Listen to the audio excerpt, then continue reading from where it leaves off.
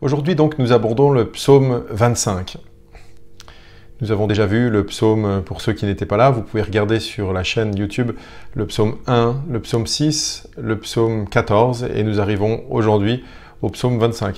Ah oui, pour ceux qui auraient imaginé que je ferais le psaume 23, ben non, c'était un des plus connus et j'ai voulu prendre aussi des psaumes un peu moins connus justement. Donc psaume 25 de David. Éternel, je me tourne vers toi, mon Dieu, en toi je me confie. Que je ne sois pas couvert de honte, que mes ennemis ne se réjouissent pas à mon sujet. Aucun de ceux qui espèrent en toi ne sera couvert de honte, mais la honte est pour ceux qui sont infidèles sans raison. Ce psaume commence par « Éternel, je me tourne vers toi, en toi, mon Dieu, je me confie ». Que vous soyez en vacances ou au travail, commencez cette journée par se tourner vers Dieu, se confier en lui, c'est une bonne chose. Vous voyez, le psalmiste, c'est David ici, ne veut pas être sous la honte. Vous voyez, quand il parle de la honte, il ne veut pas être couvert de honte. C'est pas simplement cette honte, ce sentiment intérieur qu'on a parfois quand on a fait quelque chose de mal et que personne n'est au courant. On peut avoir honte, mais là, c'est sans doute plutôt un sentiment de honte qui est mis devant tout le monde, une honte visible de tous. Vous savez, comme par exemple quand un homme politique est pris la main dans le sac pour une fraude fiscale ou quelque chose comme ça et qu'il y a les journaux les journaux télévisés, les journaux écrits, la presse, les réseaux sociaux, tout le monde en parle, c'est couvert de honte en fait. Et le roi David, lui, désire ne pas être couvert de honte. Il ne veut pas que justement ses ennemis se réjouissent à son sujet. Ça serait horrible pour lui. Elle dit ensuite, aucun de ceux qui espèrent en toi ne sera couvert de honte. Alors il venait, c'est marrant parce qu'il vient de demander « Éternel, ne me couvre pas de honte, je ne veux pas être couvert de honte en tout cas ». Et après il dit « Aucun de ceux qui espèrent en toi ne sera couvert de honte ». Donc il demande et puis après en fait il affirme. Il dit « Normalement c'est pas possible d'être couvert de honte quand on espère en toi ». Éternel, fais-moi connaître tes voies, enseigne-moi tes sentiers, conduis-moi dans ta vérité et instruis-moi, car tu es le Dieu de mon salut. Je m'attends à toi chaque jour. Quand on voit ça, on voit que David a une haute estime de la volonté de Dieu, de sa parole, de ses commandements. Il veut vraiment connaître les voies de Dieu et il demande à Dieu de lui enseigner ses sentiers. Est-ce que c'est votre aspiration aujourd'hui, Seigneur, enseigne-moi? Bien pour cela, c'est bien de lire la Bible, de chercher à connaître Dieu, de chercher à être guidé par Dieu, en lisant sa parole, mais aussi en lui demandant de nous guider. Ça nous rappelle ce psaume 23 que je n'ai pas inclus dans la série. Un verset du psaume 23 dit, en parlant du bon berger, « Il me conduit dans les sentiers de la justice à cause de son nom ». Et c'est cette même idée qu'il y a des sentiers, il y a un chemin, il y a des voies que l'Éternel voudrait qu'on suive. Vous vous rappelez, dans le psaume 1, il y avait la voie juste, et ici il y a plusieurs voies, plusieurs chemins et plusieurs sentiers. Et en fait, ici David veut connaître les sentiers de Dieu, il veut que Dieu le guide, ça doit être notre aspiration aussi. Mais David sait qui il est, et il est loin d'être parfait, il est loin d'être sans péché. Vous voyez la suite au verset 6. « Éternel, souviens-toi de ta compassion et de ta bonté, car elles sont éternelles. Ne te souviens pas des fautes de ma jeunesse, de mes péchés. Souviens-toi de moi en fonction de ton amour, à cause de ta bonté éternelle. »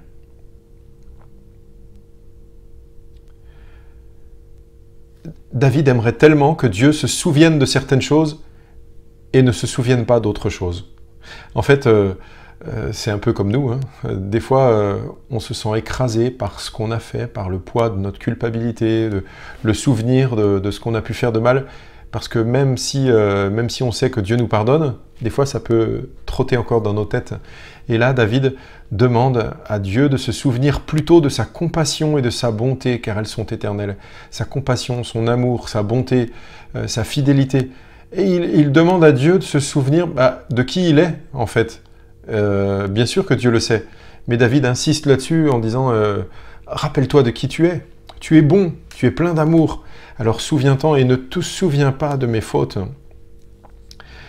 Et souviens-toi de moi en fonction de ton amour. Ça veut dire, je me présente devant un Dieu qui est plein de bonté, de miséricorde, et je te demande de ne pas me juger en fonction de ta sévérité ou de colère, mais souviens-toi de ton amour et agis en conséquence. On voit que David ne place pas sa confiance dans son intégrité et dans sa justice. Il ne met pas en avant ce qu'il aurait fait de bien, son obéissance à la loi, sa conformité aux voies de l'Éternel. Il ne met pas en avant tout ce qu'il est, tout ce qu'il est et tout ce qu'il a pu faire. Mais en fait, il met en avant l'amour de Dieu, la compassion de Dieu, la grâce de Dieu. Et il dit, c'est cela que tu dois te rappeler, Seigneur, pour pouvoir me pardonner. Je ne sais pas si c'est toujours le cas pour nous. Ça nous arrive des fois de compter un peu sur nous et c'est dommage parce qu'en fait, on peut se faire écraser comme ça. Donc, il place sa confiance dans l'amour et la bonté de Dieu. Au verset 8, on lit « L'Éternel est bon et droit, c'est pourquoi il montre aux pécheurs la voie à suivre. Il conduit les humbles dans la justice, il leur enseigne sa voie. Tous les sentiers de l'Éternel sont bonté et fidélité pour ceux qui gardent son alliance et ses commandements. » Alors oui, la parole de Dieu nous invite à obéir à Dieu, à faire confiance à ce qu'il a dit. Il a donné des commandements pour qu'on les mette en pratique. Ce n'est pas pour nous priver, pour nous agacer, pour nous torturer, mais c'est pour notre bien. Par exemple, tu ne tueras pas, tu ne convoiteras pas, tu ne commettras pas l'adultère, tu ne voleras pas. Tous ces commandements, finalement, ils sont pour nous protéger et protéger nos prochains. Tous les sentiers de l'Éternel sont bonté et fidélité pour ceux qui gardent son alliance et ses commandements. On a souvent cette pensée qui est juste en un certain sens, que dans l'ancienne alliance, il fallait obéir aux commandements pour pouvoir être sauvé, pour pouvoir bénéficier de la grâce de Dieu, mais ça ne va pas vraiment ensemble en fait. Obéir et grâce. Grâce, la grâce de Dieu, ça veut dire qu'il ne nous punit pas selon nos fautes, il ne nous juge pas selon ce que nous méritons, mais il nous juge en fonction de sa grâce, de sa faveur, de son amour. C'est lui qui choisit de pardonner. C'est ça la grâce de Dieu. Donc en fait, quand on voit la loi de Moïse, avec les commandements par exemple, c'est vrai, il était dit qu'il y avait deux chemins. On voit ça dans la Bible, dans le Deutéronome. Il y a deux chemins devant toi. Choisis la vie, afin que tu vives et pas la mort. Donc il y a le chemin qui est droit, juste, en respectant les commandements, puis il y a le chemin de ceux qui se détournent de Dieu et qui mènent à la perdition. Et donc, bien sûr, il faut obéir pour pouvoir avoir la vie. Ah, mais regardez là, c'est bien ça, hein, tous les sentiers de l'Éternel sont bonté et fidélité pour ceux qui gardent son alliance et ses commandements. Et pourtant, qui est capable de garder l'alliance de Dieu, ses commandements? Qui est capable de mettre en pratique la parole de Dieu, ce qu'il a demandé, en tout point et en tout temps, dans toutes circonstances? Qui est capable de faire ça? Personne. La relation de David avec Dieu n'est pas basée sur une obéissance parfaite qu'il pourrait mettre en avant en se présentant devant Dieu en disant, tu vois, j'ai accompli parfaitement ta loi. Là, il vient de dire, en fait, pour ceux qui gardent son alliance et ses commandements, oui, mais en attendant, il sait très bien qui il est, il sait très bien qu'il n'est pas parfait, et il reconnaît qu'il est un pécheur, en fait. À plusieurs endroits dans ce psaume 25, il reconnaît ses fautes, et il dit, ne te souviens pas de mes péchés, des péchés de ma jeunesse, ne me traite pas comme je le mérite, en fait. Donc, David est un pécheur, il le reconnaît. Il sait qu'il est incapable d'obéir pleinement à la loi de Dieu. Je ne sais pas si vous en avez conscience, mais carrément incapable d'obéir tout le temps. On pourrait avoir cette impression que on va essayer, on va faire des efforts, et que oui, on va faire des efforts, c'est bien, mais on n'arrivera jamais à être parfait devant Dieu, à être vraiment saint, si ce n'est de sa sainteté. C'est lui qui nous sanctifie, mais sinon, par nous-mêmes, on n'arrivera jamais. Dans l'Ancien Testament, déjà, on voit que Dieu a fait une alliance, et il a fait une alliance en fait avec des pécheurs.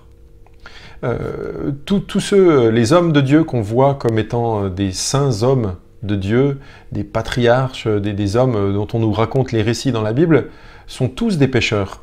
On nous parle d'Abraham, dans la Bible, d'Abraham, de Jacob, on nous parle de David, de Samson, mais ces hommes qui étaient réputés avoir une grande foi, qui ont marché avec Dieu, eh bien tous, à un moment ou un autre de leur vie, et même à plusieurs reprises, ont fait des choses qui n'étaient pas souhaitables, et même des choses qui étaient interdites par Dieu, et des choses qui étaient mauvaises, méchantes, des tromperies, vous vous rappelez, au mois de juin, la série de prédications sur le roi David, qui écrit ce psaume 25 d'ailleurs. David, qui a convoité la femme de son prochain, qui a couché avec elle, c'est l'adultère, et qui a tué son mari, enfin qui a fait tuer son mari à la guerre, vous vous rappelez, Uri le Hittite. Donc, Samson aussi, qui a fait un peu... il a été sage, il a une vie extraordinaire, voilà, mais n'empêche, quand on lit le récit de sa vie, on voit qu'il a aussi commis des péchés, des choses qui étaient vraiment mauvaises aux yeux de Dieu. En fait, la Torah, la loi, on dit la loi de l'Éternel, la Torah, est un guide pour montrer comment plaire à Dieu, comment obéir à Dieu. C'est un guide, mais ça n'est pas un guide pour nous sanctionner seulement, c'est aussi un guide pour conduire les pécheurs vers l'alliance de grâce que Dieu a prévue. Ceux qui reconnaissent leurs péchés et font appel à Dieu sont pardonnés de leurs péchés et ils obtiennent le salut. Mais personne n'a jamais réussi à obéir pleinement au commandement de Dieu.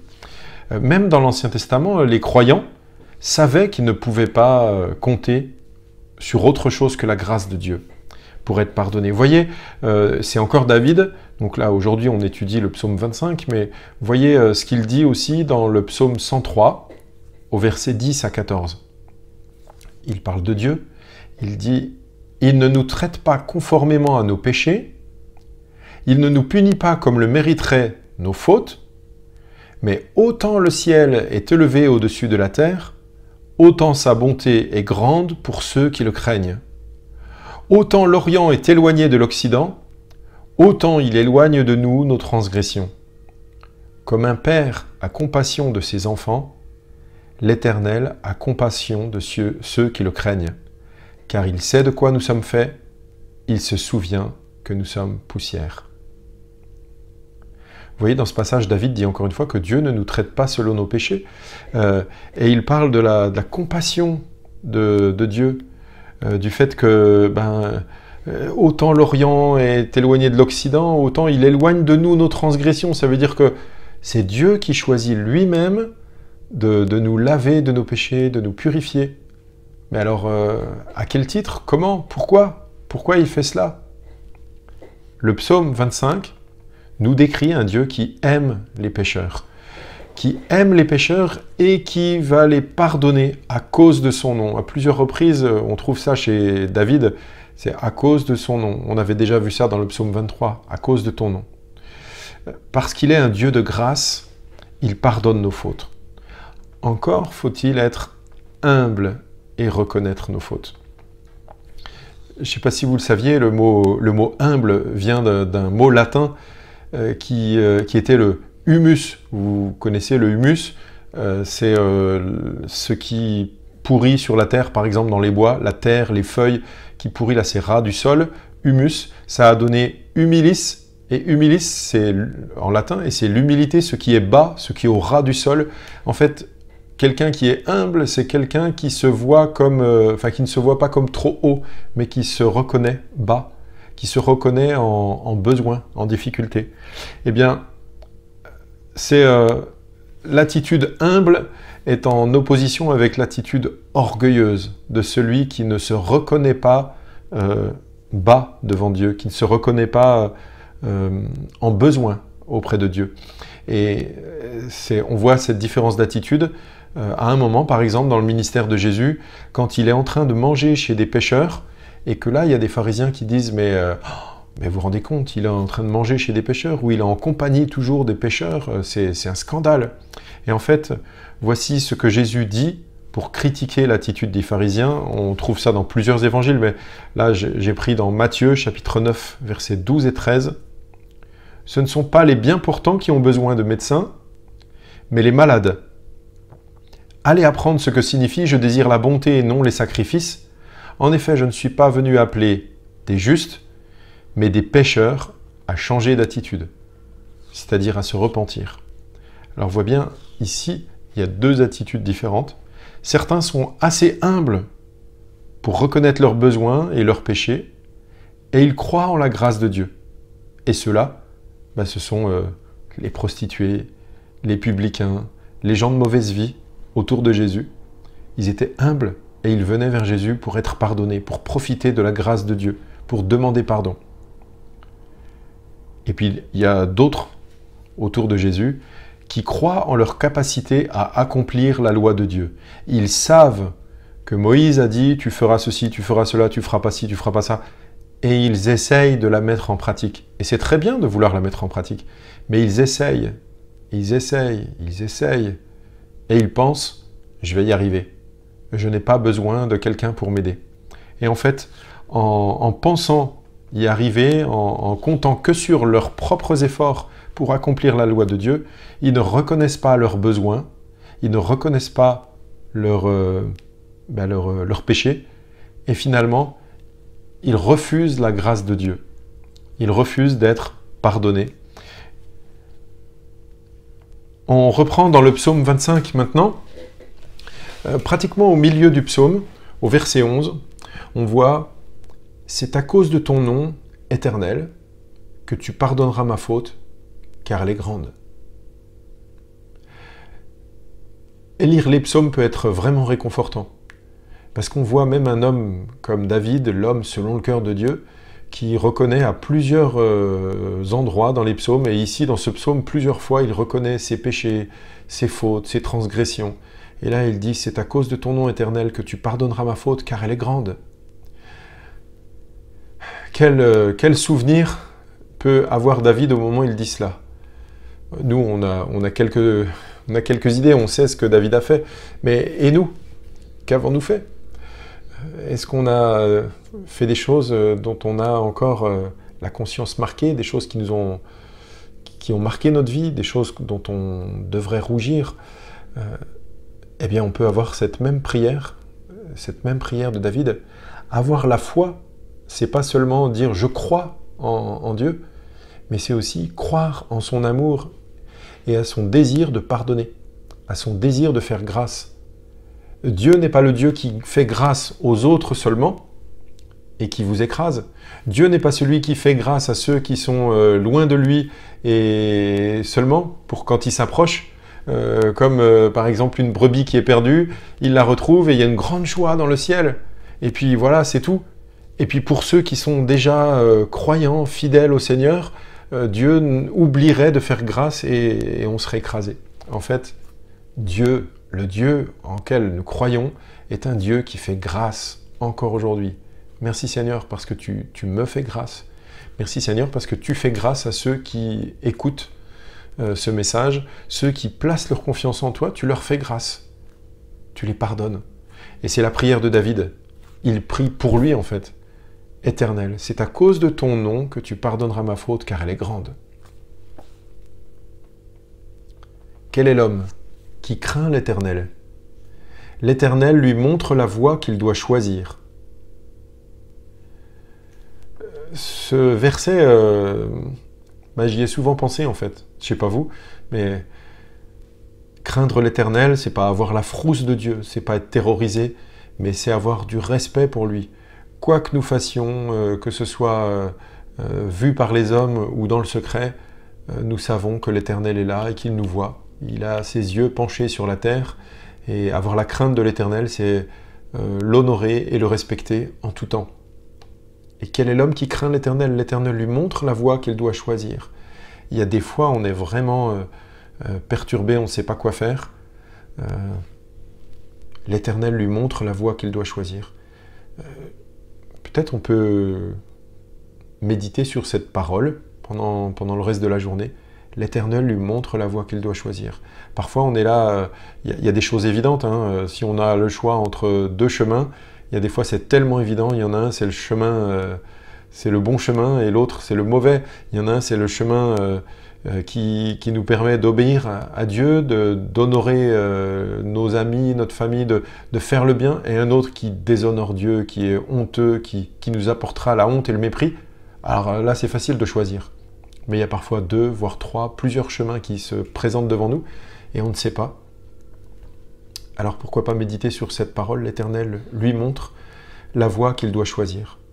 Son âme reposera dans le bonheur, et sa descendance héritera le pays. L'Éternel confie ses secrets à ceux qui le craignent, et il leur fait connaître son alliance. C'est extraordinaire de voir ça, que Dieu fait connaître ses secrets à ceux qui le craignent. Alors si nous craignons l'Éternel, confions-nous en lui, lisons sa parole, et il se révélera à nous en fait. Il leur fait connaître son alliance.